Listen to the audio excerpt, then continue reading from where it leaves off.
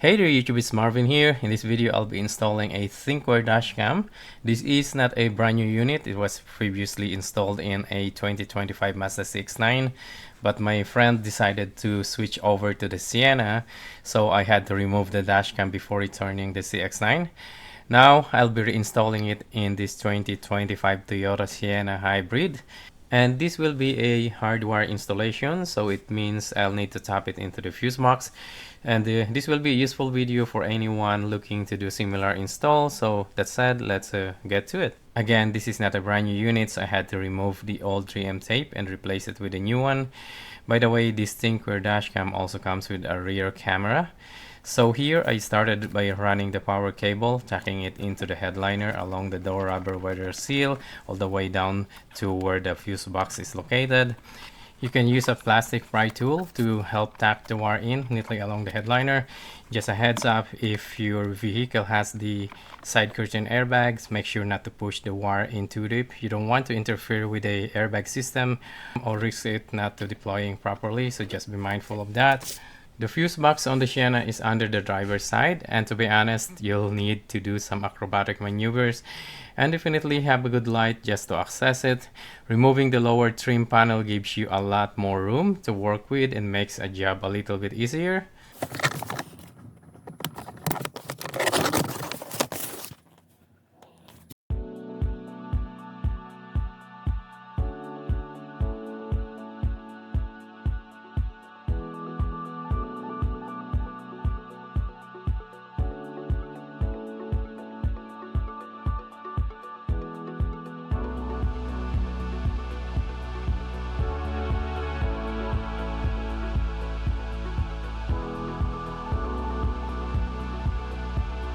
And for the rear camera cable, I left the same amount of slack and routed it the same way.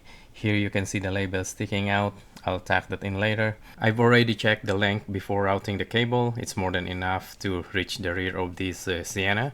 So let's keep going.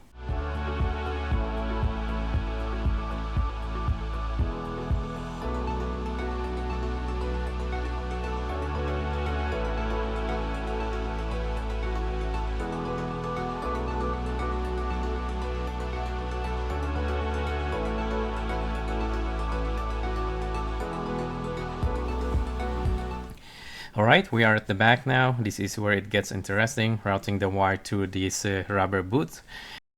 It might be a bit tricky, but it shouldn't be too hard, so let's keep going.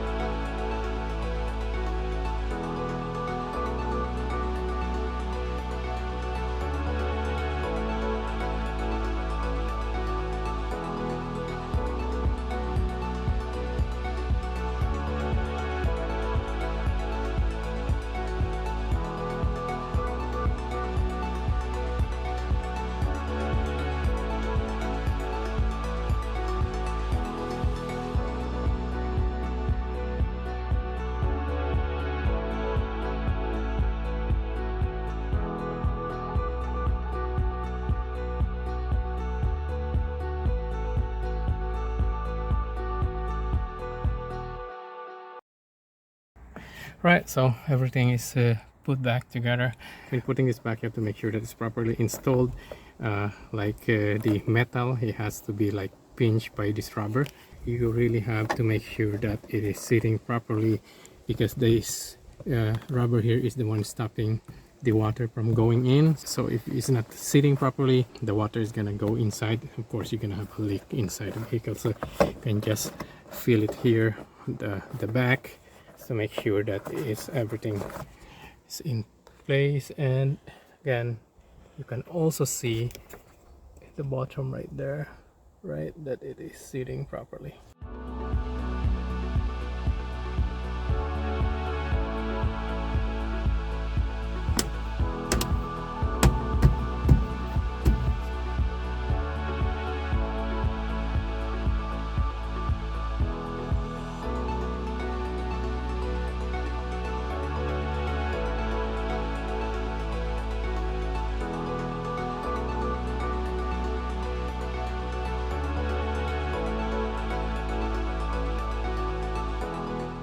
Now it's time to connect the VCC and ACC wires to the fuse box. I'll be using the USB number 1 for ACC and the storage lock for VCC. But before that, it's very important to identify which side of each fuse is the input. This is the battery side and the output is the load side. We need to tap it into the input side. The Thinkware dashcam already has built-in fuses for both VCC and ACC. Even when using a fuse tap adapter, this rule still applies. You don't want to add an extra load to the vehicle existing fuse. Also make sure not to tap it into the critical systems such as airbags or anything related to vehicle safety. So let's go ahead and find which side of the fuse is the input using my multimeter. Here I'm using a multimeter to identify the input side of the fuse. You'll notice I pulled the fuse out a bit too early, which I probably shouldn't have done because fuse have small contact points on the top that are specifically designed for checking whether the fuse is blown or not.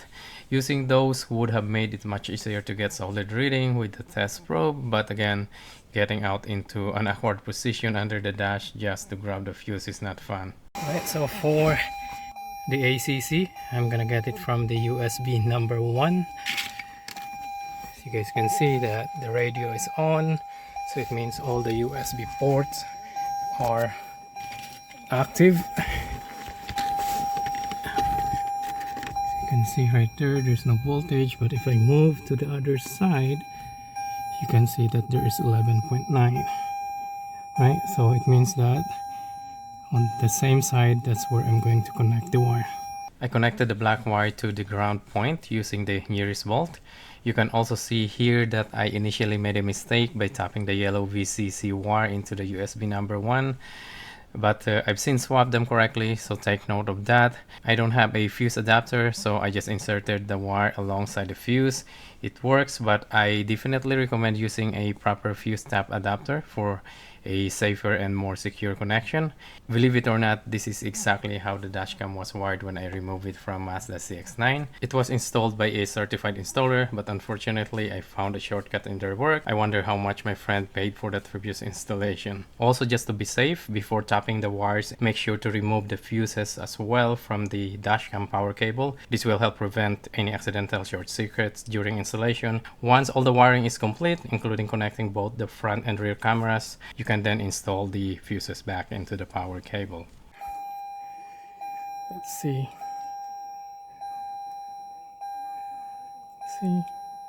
Touch that, so that's the rear camera, right? Touch that again. Everything works fine, so now it's time to install both cameras permanently. I mounted the front camera just below the frit on the windshield to help shield it from direct sunlight. Of course, the GPS antenna needs to be placed in an open area for better reception. I actually forgot that this unit comes with GPS as well. So there you have it. I did my best with cable management. Everything is in place. So let's give it one more test to make sure. I have the key in my pocket, so if I turn it on, right, just the accessory, thing should turn on as well. As you can see the red light right there, and that's gonna be active. Please have a safe drive today. There you go. Switch that by touching just the back, and you can adjust it where you want. And then turn it off.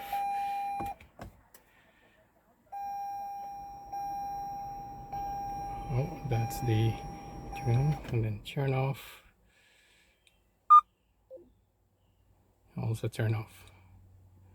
Okay, so the reason why I didn't stick this one yet, because I just want to make sure that the orientation of the camera is correct. I installed it like this way, and the picture is upside down, and I'm not sure if you can change that in the setting. This is the right orientation of the camera. This one you can actually turn it like towards inside, and it can turn like 360 degrees, so that's good. And I also stick the double-sided tape in between the defogger line. I don't want to stick it on that. Don't want to damage that if in case you have to remove it. I'm gonna secure that later on. It's gonna be easy. Here you can see that I cut the side of the fuse cover to prevent it from pinching the wire. Now let me show you the wire management that I did under the dash. Right, so here's the ACC and the BCC from the slot that I make. Now the fuse is closed, and just zip tie the fuse so that it's not gonna be the way of your foot when you're driving. And all the excess wire, I just tuck it inside. That is like secure this panel here. So yeah, it's not gonna go anywhere. That is secure, and the ground wire is also secure right there. Just gonna there you go. You hear the click. Good. There you go. I'm just gonna put the 3 screws, and let me get this multimeter. By the way, the multimeter has the automatic shut off as well, as you can see. So right, so that's the installation of the Thinkware on 2025 Toyota Sienna XLE Hybrid, front and back. Let's turn it on again. You can see the red light right there. Now it's on. Okay, let's go to the back. Alright, so that's all for today's video. If you guys have any questions about the installation, feel free to leave them in the comments below. And if you have any suggestion, especially regarding the 2 fuses that I choose for VCC and ACC, I would love to hear your thoughts. Disclaimer, this video is for informational and educational purposes only. Any modification or installation you perform on your vehicle are done at your own risk. Always follow your vehicle manufacturer's guideline and consult a professional if you are unsure about any part of the process. Thank you guys for watching, and I will see you in the next one. Bye bye.